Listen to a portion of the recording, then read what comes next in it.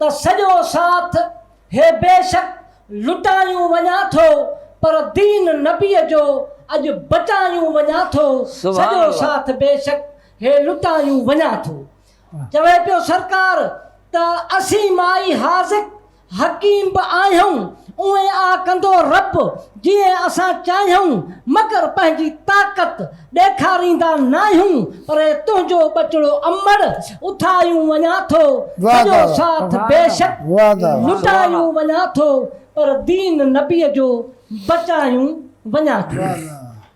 अर्ज़ थियो ख़ुदा जे हुक्मनि ते बि हले हुक्मरानी हिते छा को हुतबी नाहे असांजो सानी फना फिलाया मंज़ल असांजी हकानी बाक़ी हे रज़ा रब लाइ ऐं ज़ंजीर पायूं वञा थो।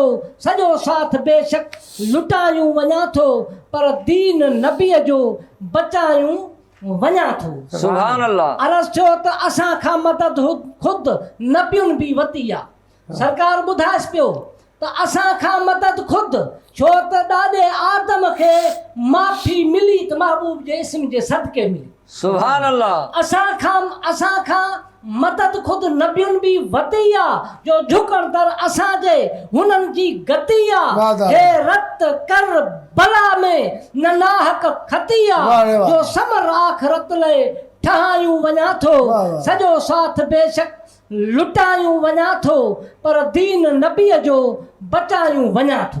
सुभान अल्लाह। अर्ज़ थियो त हिन खून सां ई त थींदियूं शफ़ाऊं जो गुनहगारनि सां करणियूं हिन वफ़ाऊं भली को असां सां करे पियो जफ़ाऊं पर दुआ बद न कहले घुरायूं वञा थो।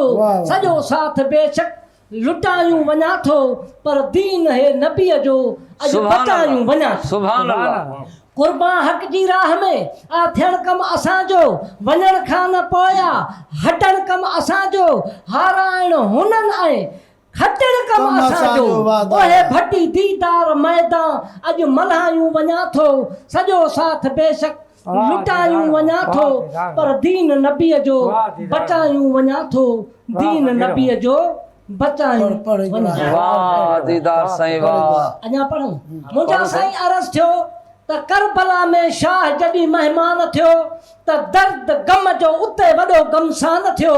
करबला में शाह जॾहिं महिमान थियो करबला में आयो जॾहिं इब्ने रसूल जाए नशी मौला जिगर गोशे बतूल विरह जे वादीअ में कयो निर्मल नुज़ूल पोइ सोज़ सूरन जो सभो सामान थियो। करबला में शाह जॾहिं महिमान थियो दर्द गम जो उते वॾो गमसान थियो। सुभान अल्लाह। हे मिसरो सिंह गौर तलबा वाह। फ़कीर चवे थो त शाह माइटनि ऐं ॿारनि खे चए थो त अणॼाणी कमु नाहे। चवे थो त शाह माइटनि ऐं ॿारनि खे चयो त सिर ॾियण ते साल कयो संभरी वेहो छो त हीअ असां सां आद मंझि मीसा कहो शौक़ वारनि जो शहादत शान थियो। करबला में शाह जॾहिं महिमान थियो त दर्द गम जो उते वॾो गमसान थियो।